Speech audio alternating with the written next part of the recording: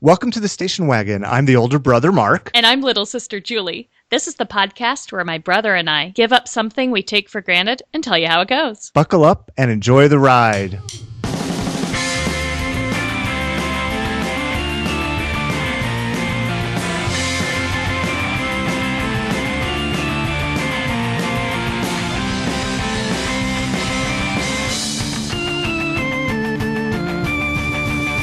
Hey everyone, hey Julie. Hey Marky. You all buckled up?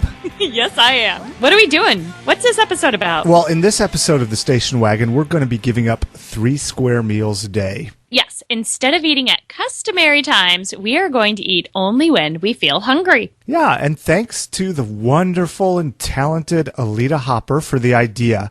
And if you have ideas of things we could give up, please send your suggestions to wagonpodcast@gmail.com. Shout to us on Twitter, we're at WagonPod, or connect with us on Facebook. So what is the definition of 3 square meals? Because that's kind of confusing if you really think about it. It doesn't make any sense. Right. It is very confusing. And what I found is that the whole notion of where square meals came from, where this phrase came from, is murky at best. I'm actually going to give 3 definitions. It's like a kind of a bonus for you, Julie. Listeners, please stick with us. First of all, I'm going to define square meals. So from, I think it was dictionary.com. Highly reputable. Highly reputable.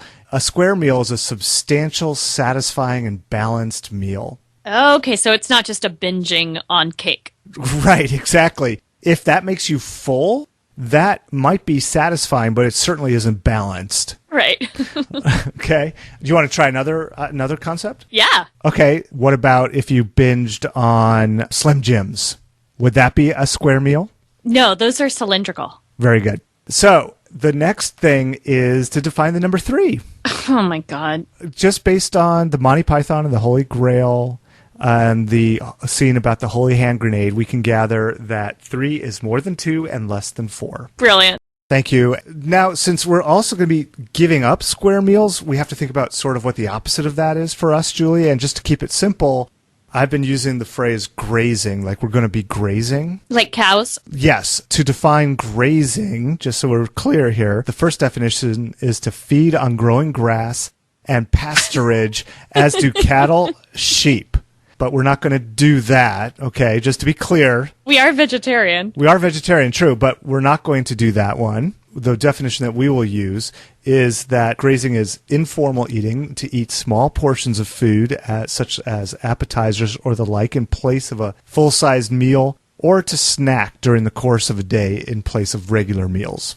Okay, yeah, that makes sense. So that totally makes sense, right?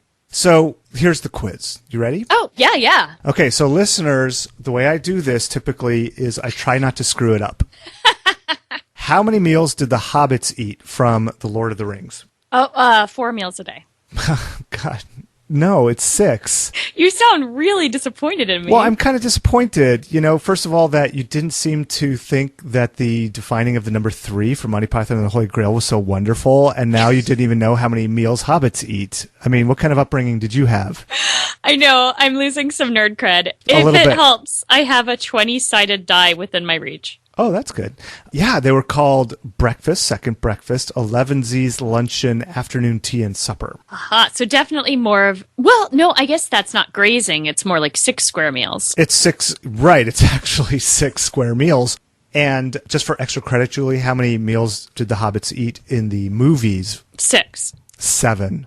Oh. They had supper and they had dinner, where in the book the word supper was sort of interchangeable with dinner. Anyway, how many types of grazing practices do farmers use? You mean when they're grazing or when they're allowing their animals to graze? Good clarification question. No, when they're allowing their animals to graze. 2. 6. Do you want to know what they are? Yeah, sure. Okay, so they are seasonal, rotational, rest rotation, deferred rotation, patch burn grazing, and I'm going to pronounce this wrong, riparian area grazing management. So number 3, Julie, is what portmanteau? Do you actually know what that means now? More or less. Good, Mark. Thank you. A portmanteau is a word that is 2 other words that are squished together. Exactly. Like outside. No. Oh. Like Jeggings. What? Jeggings. Jeans, leggings, jeggings. Jeggings, that's not a thing. Oh, you weren't wearing jeggings on our fashion episode? No, I don't think so. Well, I could have been, but I just didn't know what was going on. Maybe. All right. Okay, so what portmanteau will we become if we don't eat when we are hungry? Oh, hangry. Right! Julie, you got it! Is that the first one I've ever gotten I really think that's the very first one of any of them that you've ever gotten. But it totally is so true. Totally true. So hangry means bad-tempered or irritable as a result of hunger. Good job, Julie, and good job, listeners. I'm sure you all did wonderfully. Give yourselves a round of applause. Okay, so let's go through the history of this. Yes, the history of square meals. Well, yeah, so that's a little bit weird. My histories are... When did people start eating meal? Right. I mean, it's kind of weird, yeah. So in the Middle Ages, this was like 1154 to 1485-ish. Nothing was eaten before morning mass. Because in the Catholic regions of Europe, the Mass was so important, and the trend was to follow what the spiritual leaders did. So people were going to church very hungry then. I'm guessing that was probably not the most spiritual experience if they're hangry. In 1600s, all social classes started to eat breakfast. It's thought. It's kind of hard to pin these things down, is what I found from the research. And what I found also is that the idea of eating 3 meals a day at regular intervals is very social class based. Oh, yeah. So in the 1740s, wealthy people in the UK started building breakfast rooms in their homes. Oh, so like a totally separate place to eat their breakfast. Yeah, exactly. It's interesting because thinking about, like, I just put in the date of 1776 for early Americans, but actually most people did not have a formal room for eating, let alone for breakfast in general. So most people just relied on snacking throughout the day. So if there was a meal that was served, the men could be seated, but the women and children probably would be standing and eating quickly to get back to whatever they were doing. Wait, what country was that? That was just all through Western Europe? Or no, just that in was England? the early Americas. Oh, man. Right? It's interesting because, first of all, a couple things to unpack there. Come One on, is Puritans. I'm not even sure I want you as a sponsor anymore. I don't think we've asked the Puritans for sponsorship. Okay, well, we're not starting now. Right. Interesting unpacking. One is that there was no formal place for eating. This was pre-industrial revolution. People generally were farming or doing crafts out of their homes. The homes were extremely small. Maybe one room served as a kitchen, a sleeping room, a craft room. So there wasn't a table always set out there that could be used for eating. And people were always very busy just living hand to mouth. It kind of sounds like my table sometimes. There's like Legos and homework. Yes, your experience is just like the extremely brave men and women who settled America. Thank you. Mid-1800s, regular hours for breakfast started coming into play because of the Industrial Revolution in the mid-19th century, which obviously I can't say the word, regularized. Regulated? No, the Industrial Revolution regularized working hours, normalized working hours. Regulated. Right. Workers needed to eat an early meal to sustain them at work. And then they'd get home and need another meal, possibly. And so there was probably a pretty standard schedule of when the different factories and companies opened for business. Right. And then in the 1840s, clocks started becoming very widespread. Before then, they really weren't. Oh. Right. People needing to get out of the house to go to work. Also, they were now telling time very regularly instead of, like, I don't know what, going down to the clock tower in the square where Doc was going to harness lightning to power the car back to get him back to the future. Also, as standardized schedules of school began to come into play, because up until the Industrial Revolution, since parents were all at home, previously they were also teaching their kids. But with the Industrial Revolution, we needed to keep teaching our kids, but it couldn't be done at home anymore because a lot of times both parents work. So when we do our episode on giving up educating our children, we can... I can't wait for that one, by the way. That's going to be awesome.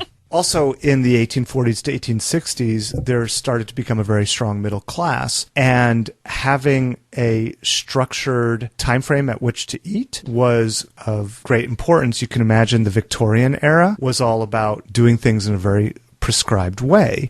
Yeah, if show you your didn't standards. show up at mealtime, that was like a major no-no. Right, and so showing that you could show up for breakfast, lunch, and dinner on schedule and that you would have it on schedule is extremely important for the middle classes. I could see how that's a total status thing because it's like, oh, I am so much my own man that I'm master of my schedule. See, I can schedule time to have lunch. Right, just like that guy from Mary Poppins. And when he's going around his house singing about how everything is at a certain time in his house and it's run with precision. You want to sing us that song? No. So in the early 20th century, cereal is born.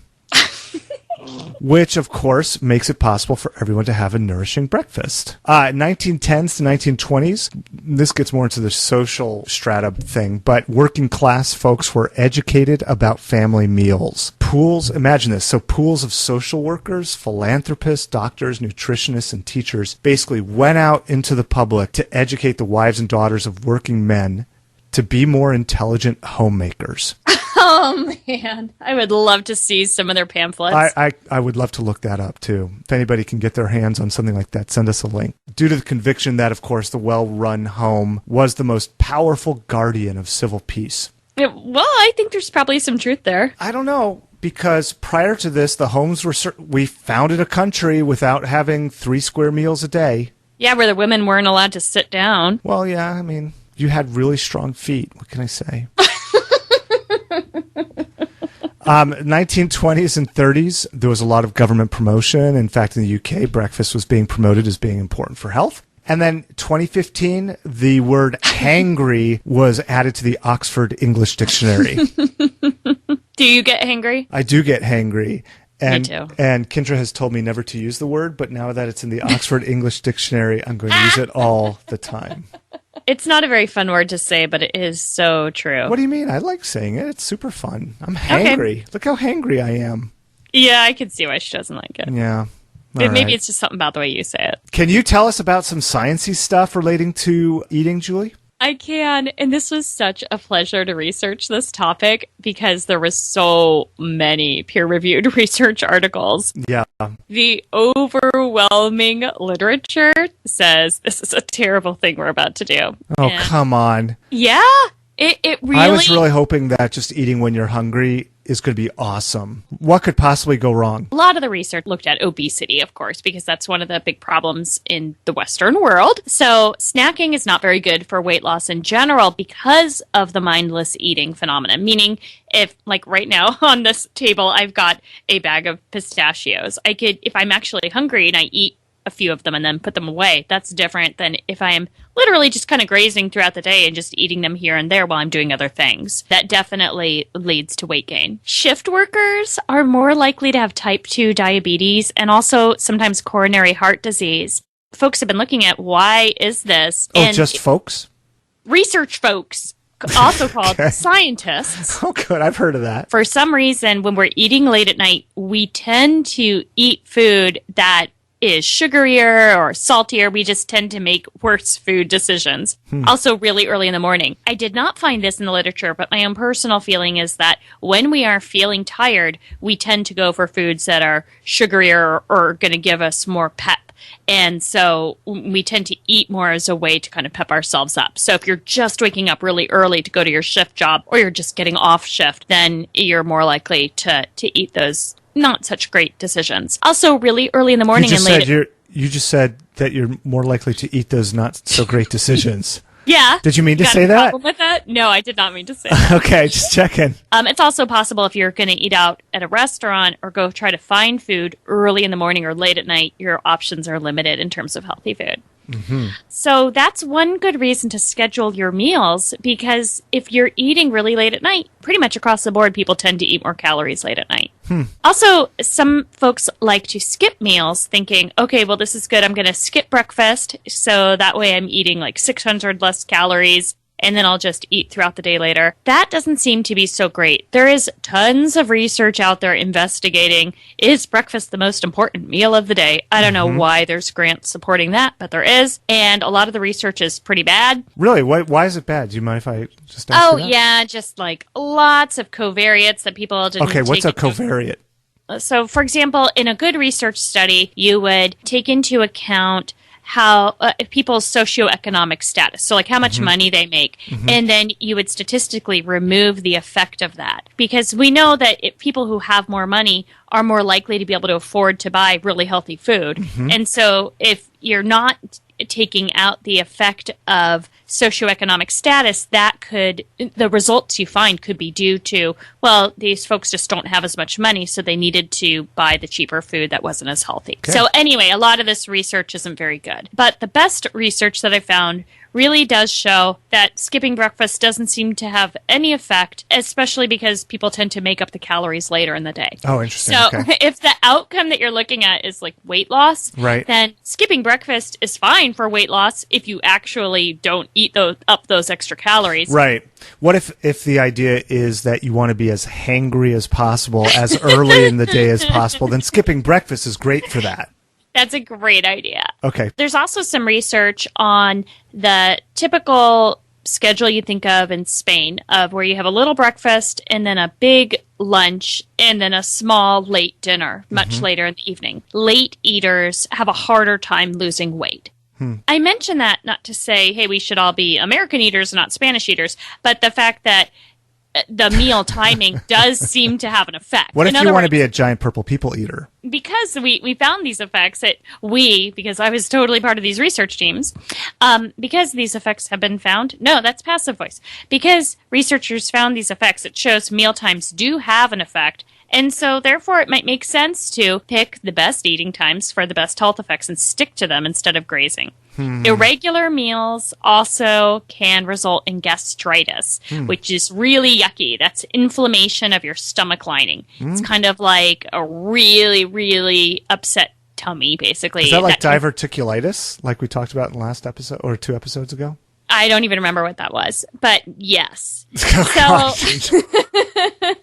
It's not good. Oh, yeah. So if we're grazing and we're not sitting down at specific times to eat, then we're going to tend to not be eating with others. And there is lots and lots and lots of research pointing to this finding that we tend to eat healthier when we're with others. When we eat with other people, we tend to eat more fruits and vegetables. And we also are much less likely to binge eat, which is a big problem these days. In part probably just because people are looking at you. Right. You feel kind of embarrassed to load your plate with Pop-Tarts? Sure, exactly. Okay. Families who eat together, those families are a little bit less likely to experience eating disorders, also alcohol and substance abuse. And then some of this stuff is for adolescents, less depression and violent behavior. I'm not saying eat together and your kid's going to be just hunky-dory. It's pretty intuitive just to know that if you are able to have a family meal together, and usually the propaganda says to have dinner together, that you can learn more about how each other's days were and help each other out. One of the things that I found, granted, my research is not probably up to your bar, Julie, but No, I did find that there was a lot of propaganda, well, like I talked about in the history section, where the government would go out and try to train people to have 3 meals a day, not because it was good for you in terms of those things you just mentioned, but because of propriety. Yeah, I see where you're coming from, but I would just point to the Harrison and colleagues article that we've got in our reference list, because they have a fantastic systematic review of family mealtime, and it's pretty compelling evidence. Okay. All right. One downside to eating with others. Yeah. I could only find one. I really tried to make this fair and balanced, but we might eat more when our companions do. One problem with assigned meal times is that it could teach us to ignore our internal sensations of hunger, fullness. Sure. So, for example, a common thing is the food hangover, when you have like a huge meal at night, the night before, which we know is not very good for sleep, etc., but a lot of us do that. The next morning when you wake up, you probably won't feel hungry, or as hungry as you might normally do. But if you feel like, well, no, I have to eat breakfast, then you're taking in more calories and eating just because you're supposed to. So that's right. So for many people, it's the arbitrary nature of eating by the clock. But let me put this out there. I think if you could actually tell when you're hungry, then yeah, this experiment is going to be great. So in other words, if we were actually good at identifying our internal sensations of true hunger, then yes, only eating when hungry, I think would probably be pretty good for our health. But I doubt that you and I are actually going to be good at that. Don't denigrate my ability to feel when I'm hungry. I am in tune. My body is a temple. I don't abuse my body or the world I live in, Julie. People tend to get hungry when they see commercials for food. When you smell something really good. I don't watch commercials. We have a TiVo. Okay. When you smell something really good, like when your coworker microwaves that tuna casserole, when you pass a tray of donuts, you might think, oh, yes, I am hungry. And there's some donuts right there. Also, when we're procrastinating, a lot of people are procrastination eaters. Oh, sure. And the other thing you can do is the question I always ask my kids, are you hungry enough for an apple?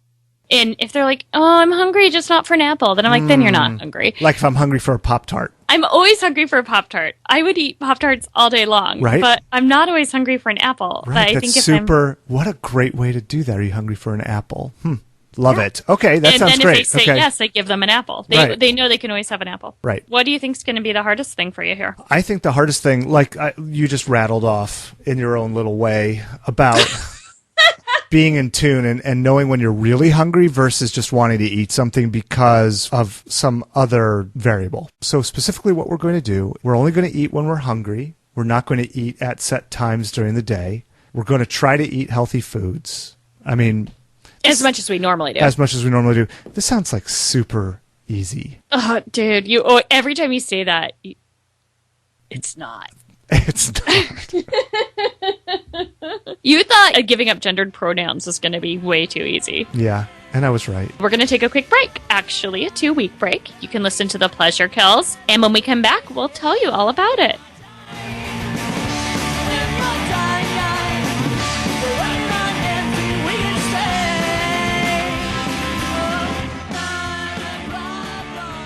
I look at the time, and if it has been a significant number of hours since my last meal, I allow myself to eat.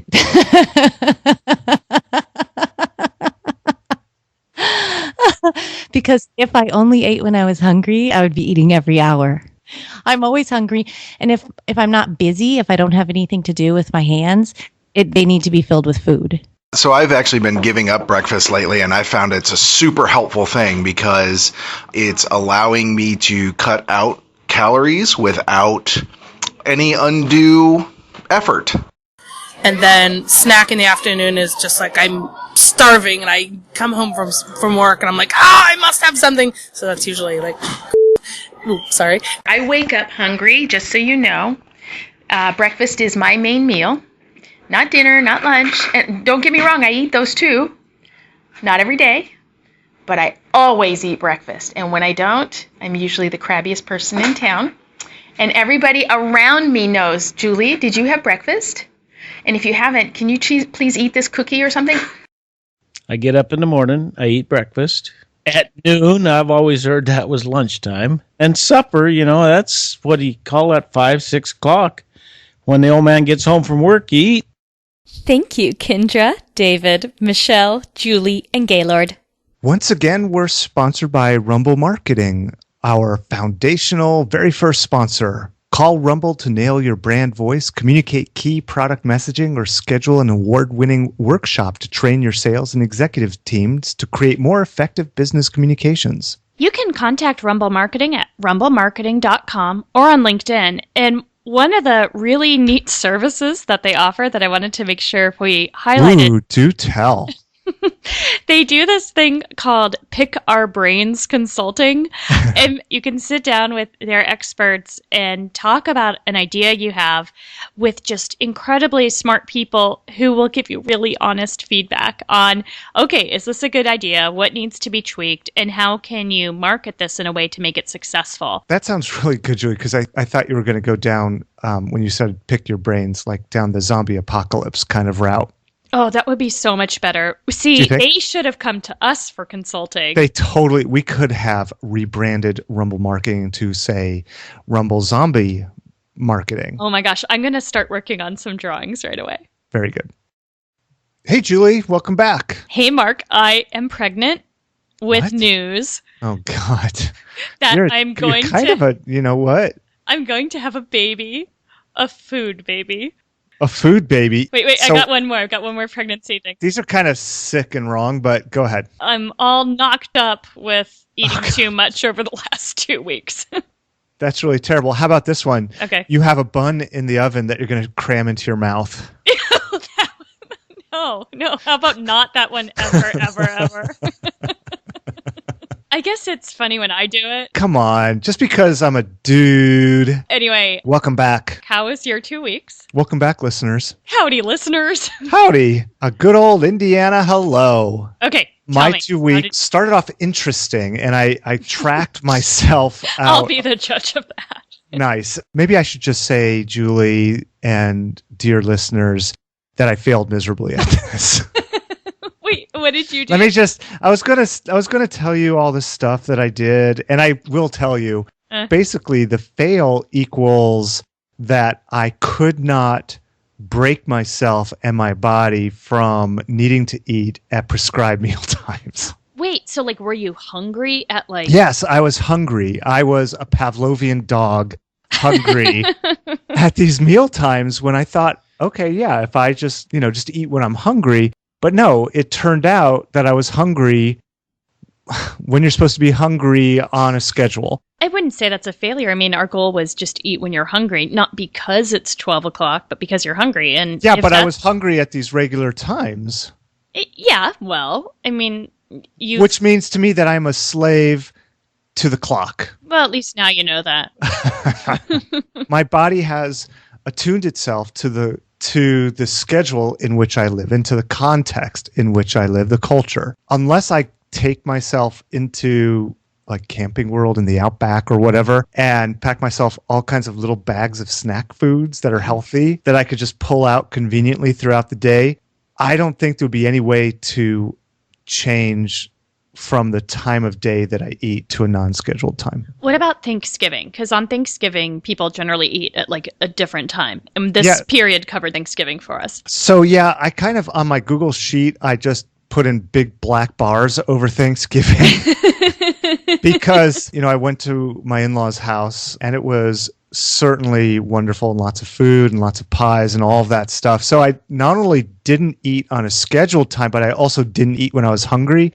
I just ate constantly. Right. So it kind of flew in the face of everything that we were trying to do on this in this particular podcast. So that was like a double fail, maybe even a triple fail. Just imagine how hard it would be to change your complete diet if you're someone who has to do this for health issues. Not has to do this stupid thing where you're only eating when you're hungry, but right. Just changing your pattern. Like you said, you're a Pavlovian dog, and I agree with at least half of that statement. And do I have to bleep out? Yes. Okay. And do you want your children going around the house saying you? It's better than saying you cake-hole. And I say, no, I'm not a cake hole. Mark says, shut your cake hole. The cake hole is my mouth, and you cannot say that. Oh, God. Anyway, back to this. It really gives me appreciation for how hard it is for others who are trying to change their eating patterns. Yeah. I mean, okay, so my general schedule is I go to work. I wake up at 5:50 in the morning. I don't eat anything at home. I take about an hour commute into the office, and I listen to podcasts. I hope you're going to tell us like every minute of the day. Yeah, and then what happens? I go into the office, and I get coffee, and I'm hungry by that point. So right on schedule, I'm hungry. And then everybody around me starts eating, and the smells of bacon cooking are floating around the office. If people are like frying up bacon in your office? Yeah, because my office supplies all this food. Oh, that's right.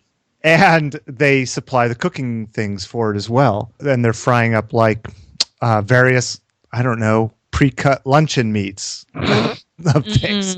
And that smell, even though I'm a vegetarian, that smell wafts around the office, and it makes me salivate quite a bit. I've been accused of being slobbery in the past. Hey, you know what? I'll just call you Drooly.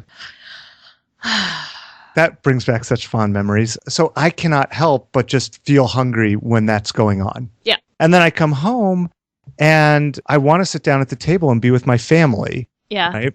So I thought that I did this for a couple nights where I just had a little bite to eat, something just to tide me over a little bit. But then the rest of the time I couldn't. I mean, I felt sitting there eating, but feeling really guilty about it because I knew I was failing the podcast and our dear listeners. It's all data. It is all data.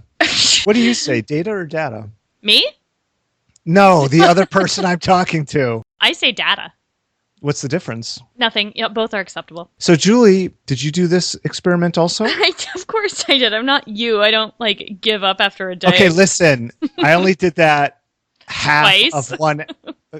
All right. Beforehand, we were talking about what's going to be the biggest challenge. And I said identifying when we really are hungry. And I think you poo-pooed that idea a bit. That was my big problem. I basically ate the entire 2 weeks. Oh my God. Is that why you were talking about your food baby? Yeah, You porked out? What do you mean? So, okay. So I would wake up in the morning and drink some coffee and some water and think, hey, yeah, I'm not hungry, so I don't need to eat. That's fine. And then 10 a.m. would roll around and I'd be like, okay, yeah, now I'm starting to feel hungry. Now I'll eat.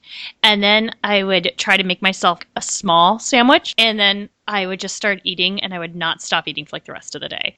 I don't want to make light of people who actually have binge eating disorder. And I don't think it's that, but it definitely was really hard for me to stop. I would be so hungry by that point that I didn't feel sated and I ate really quickly. And so then I just keep eating and eating. Do you mean that you tried to just eat small portions off schedule, but you never really satisfied your hunger enough to stop eating? I don't recognize my own cues.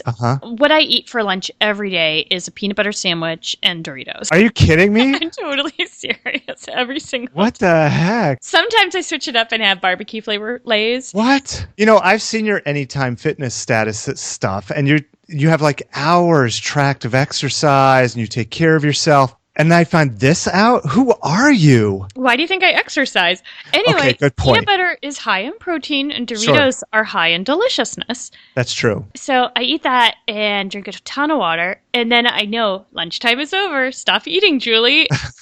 So instead, it would be 11 a.m. I would eat a complete lunch and try to just eat half a peanut butter sandwich and then be okay, I'm going to eat another half because I'm still hungry. Right. And then by that point, I'm reading a book and it just feels so good to be eating. And then later eat snacks and be well, I am hungry and I see food here. And then eat a second lunch and then get home, make dinner for everyone and intend not to sit down and actually eat, but just sit down and enjoy with them. And instead I would eat another dinner. So you never filled up. You couldn't sense your own cues. I probably did fill up, but I don't know, felt. Okay, so legitimately you've been tracking your weight and you gained weight? Yeah, I did gain weight. The lowest low point for me was... Does it have to do with Doritos? No. Oh, well, I did have Doritos that day. Okay. We did this fundraiser at work and we made a salad bar and everyone brought in toppings. So salad is a healthy, fantastic thing to eat, right? Sure. Well, we were doing that at 11. And so I was trying not to eat lunch until then because I really wanted this delicious salad. But finally at 10 o'clock, I was just really hungry. So I figured, okay, podcast, I'm hungry. So I ate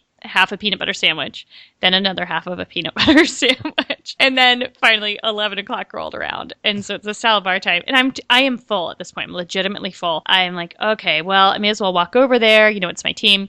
So I walk over and so I get my salad and I figure I'll just leave this on my desk and not eat it till later. And so it's just on my desk. I just start eating it anyway. And then I went back for seconds and I thought I'll put this up and just eat it later this afternoon. And I did. I successfully avoided the salad for 2 hours and then ate it. So I ate 3 lunches that day. It was so horrible.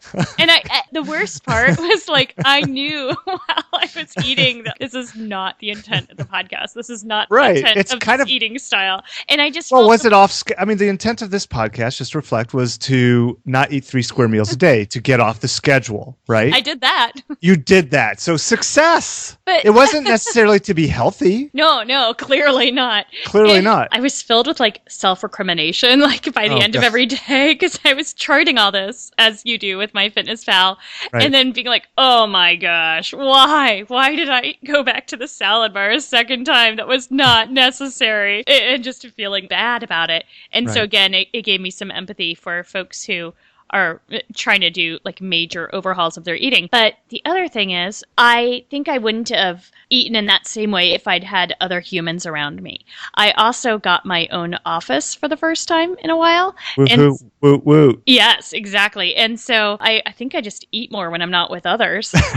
So you think having people around makes you toe a line? Well, I think I'm not sticking my hand back in the Dorito bag if others are looking at me. Or scarfing down a second salad and like, Right, because you conveniently put each of those servings on your desk and let them, ferment for 2 or 3 hours? That's just kind of icky. Okay. Yeah. Would you recommend this idea to a friend? No. I would, but you have to be not like I did. You can't be lazy, and you have to be more planful about it. Hey, Julie, can we talk about an idea that came in for a possible other episode? Oh, yeah, sure. This one's from a listener calling himself Rick Mail. Okay. We should... so I'm not sure how to phrase this in terms of giving something up, but this is wear a costume every day. Give up having a job. Maybe giving up people recognizing us? Yeah. Give up our ego and have an alter one. Ooh. So what do you think? No. No, okay, no. Let me think about it. Okay, if costume.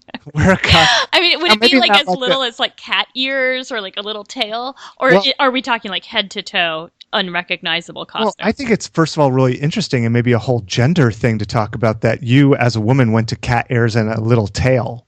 Yeah. Well, sexy cat, right? Right. I was thinking it wouldn't work out well if you dressed up like a hot dog every day. So I don't know. Maybe there's like some kind of gender thing going on there. I don't know about this one. No, we couldn't do it at work unless we did something that was not covering our faces, probably, because that would just be extremely creepy. But I could see that it would be sort of feasible to do it at work if that wasn't the case. Like wearing like a Star Trek costume, To work? Yeah. At my work, it would be great. People would love it. Okay, what about this? And you work for the military. Star Trek is the military. What if you did something really like subtle, like just wore a Star Trek communicator, and you could be like this: beep bleep, Scheer to bridge.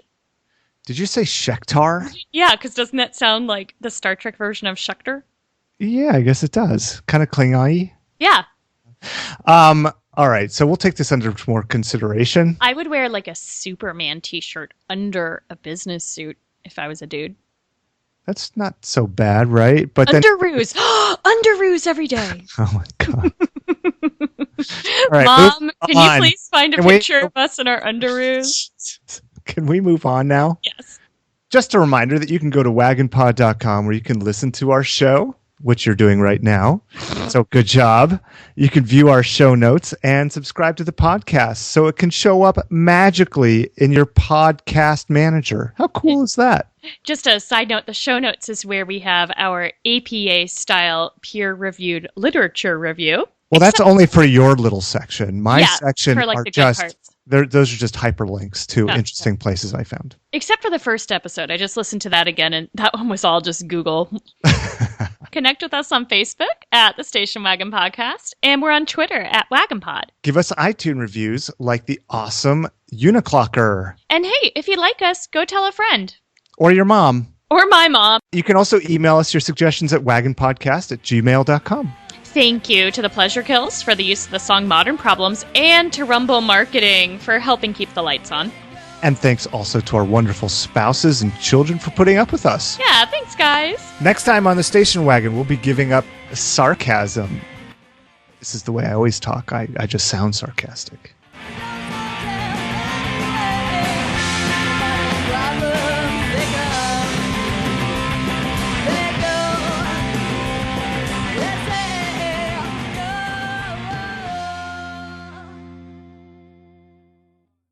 Did you just use poop to talk about when you're hungry? Poo-poo. I said